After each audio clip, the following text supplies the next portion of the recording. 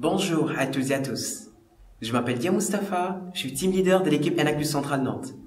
Alors aujourd'hui, à travers cette vidéo, j'aimerais partager avec vous un retour d'expérience sur la préparation à la compétition nationale. En fait, lors du séminaire Booster, NAQ France avait pris le cas du Maroc comme équipe d'inspiration. En tant que personne ayant vécu au Maroc pendant 2 ans dans cet écosystème, j'aimerais aujourd'hui partager avec vous comment la compétition nationale se préparait au Maroc. Alors si tu es prêt, accroche-toi, ça va être chaud et on y va.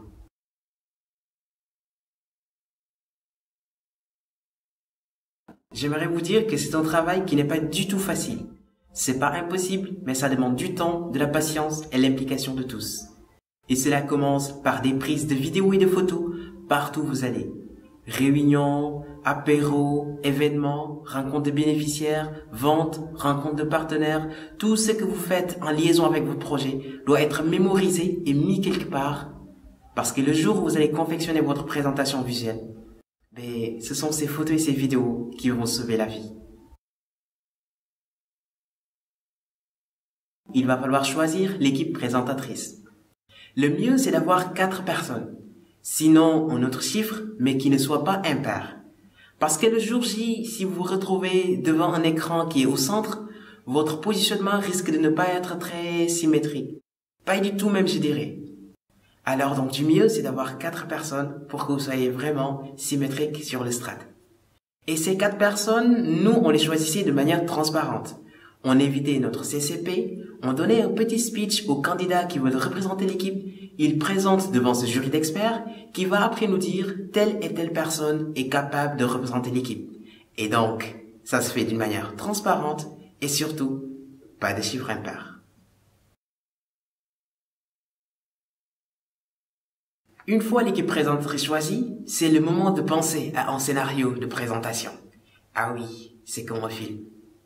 Et le mieux pour faciliter cette tâche est de faire un benchmark au niveau des équipes à l'international.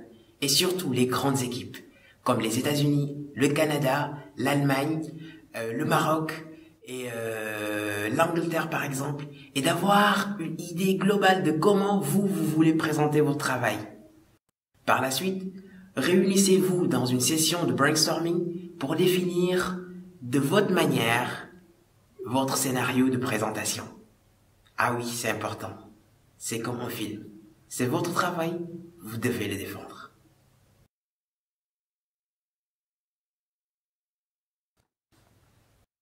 Pour vous donner une première idée de scénario, je vais vous présenter le modèle plat d'entrée, plat de résistance, dessert. Plat d'entrée concerne la première minute de la vidéo. C'est le moment d'accroche. C'est la phase où on amène les sujets et également c'est l'occasion de faire la liaison entre nos projets si on présente plusieurs projets. Et comme son nom l'indique, c'est vraiment le moment de donner envie au jury, soit de dormir ou de continuer à nous écouter. Passons à présent à la phase plat de résistance qui concerne les 15 minutes au milieu de la présentation. Pendant ces 15 minutes, on essaye de faire le maximum pour présenter nos projets qui ont été réalisés durant l'année. L'objectif, c'est pas de balancer les tout à la fois, mais de présenter un projet sur ces 15 minutes, sinon 2 au maximum, en divisant les 15 minutes en 2 parties selon l'avancement des 2 projets. Et dans cette partie, on essaye de présenter les projets de la manière suivante, selon le système Seeing Opportunity, Taking Action, Enabling Progress.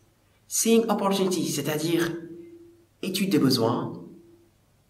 Taking Action, l'action entrepreneuriale que vous avez mise en place pour répondre à cette problématique. Et Enabling Progress, tous les résultats qui sont sortis derrière cette action.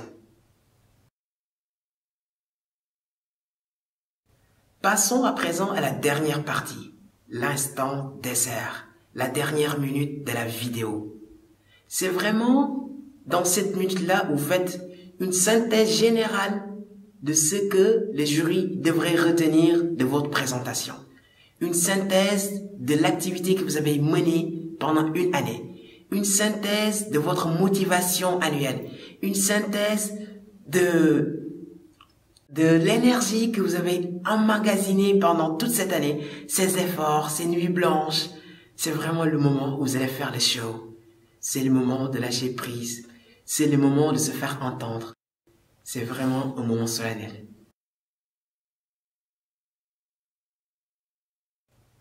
Arrivé à ce stade, vous avez votre scénario, votre équipe présentatrice, vos photos et vidéos. Et là, il ne reste qu'à écrire votre texte. Faites-le également en équipe, en transparence, en invitant tout le monde. Écrivez votre texte, faites-le relire par des professionnels, des profs d'anglais, des personnes leaders de l'entreprise, des gens de l'Actus France. Veillez vraiment à avoir au minimum 10 avis sur votre texte. Validez-le et commencez à répéter. Et surtout, répétez, répétez, répétez. Ça sera jamais suffisant. Répétez, répétez, répétez. Répétez tout le temps et prenez du plaisir à le faire.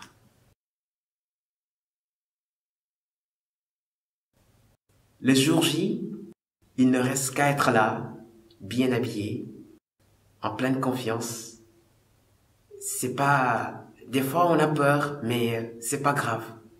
C'est quand même le jour où vous allez présenter votre travail que vous avez effectué pendant toute une année. Alors, c'est un jour solennel. C'est un grand jour. Vous l'avez préparé avec beaucoup d'efforts. Là, il va falloir se rappeler que quand nous faisons une compétition pour améliorer la vie des gens, nous sommes tous gagnants.